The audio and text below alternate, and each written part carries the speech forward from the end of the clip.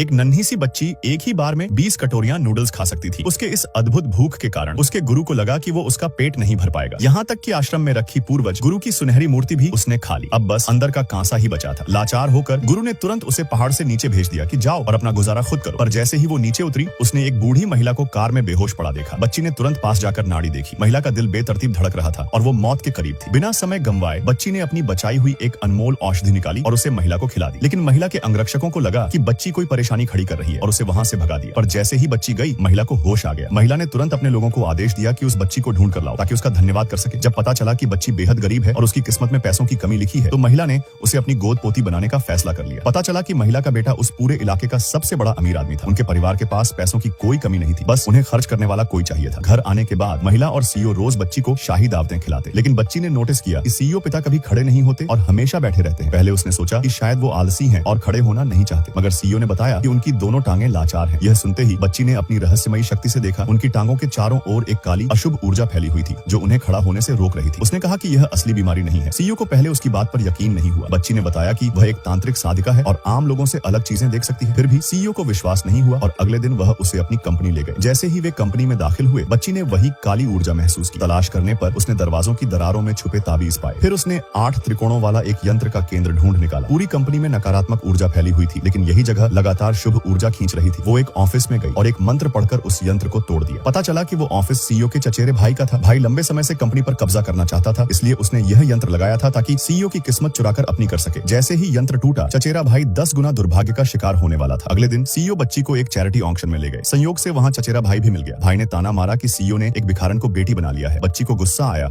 और उसने नाक सिकोड़ते हुए कहा कि उसके मुंह से बदबू आ रही है। यह सुनकर भाई आगबूला हो गया और उसे मारने को बढ़ा, लेकिन सीईओ ने बीच में रोक लिया। तभी अचानक चचेरा भाई कुर्सी से ठोकर खाकर गिर पड़ा। बच्ची ने धीरे से सीईओ से कहा कि अब उस पर बदकिस्मती का साया है और आगे उसका हाल और भी बुरा होगा। लेकिन भाई को अभी भी यह भ्रम था कि वह सीईओ की किस्मत छीनकर कंपनी हथिया लेगा। ऑक्शन शुरू हुआ। पहला सामान था एक कैलिन की मूर्ति, जिसे एक शाओलिन महंत बहुत पसंद करते थे और कहा जाता था कि यह सभी बुरी आत्माओं को दूर करती है। शुरुआती बोली $8 मिलियन से शुरू हुई। भीड़ में जोश बढ़ा और बोली जल्द ही 20 मिलियन तक पहुंच गई। भाई ने ताना मारा कि सीईओ निसंतान है तो उन्हें इस मूर्ति की कोई जरूरत नहीं, लेकिन सीईओ बोली से पीछे हटने को तैयार नहीं थे। बच्ची ने देखा कि यह कैलिन की मूर्ति दरअसल अशुभ है और इंसान की उम्र घटा सकती है। उसने तुरंत सीईओ को मना किया, लेकिन फिर उसने जानबूझकर बोली बढ़ा दी ताकि भाई को यह मूर्ति $80 मिलियन में खरीदनी पड़े। नीलामी में 2 संदूक थे, एक सोने का और एक लकड़ी का। ये प्राचीन शहर से मिले पुरावशेष थे जिन्हें खरीदने के बाद ही खोला जा सकता था। सीईओ का इन्हें खरीदने का कोई इरादा नहीं था, लेकिन बच्ची ने महसूस किया कि लकड़ी के संदूक से एक दिव्य पवित्र ऊर्जा निकल रही है। उसने $10 मिलियन में उसकी बोली लगा दी। भाई ने मजाक उड़ाया कि उसने बेकार की चीज पर पैसे फेंके हैं। फिर वह सोने के संदूक पर बोली लगाने लगा और 20 मिलियन में जीत गया। लेकिन जब उसने सोने का संदूक खोला तो उसमें कूड़े कचरे के अलावा कुछ नहीं था।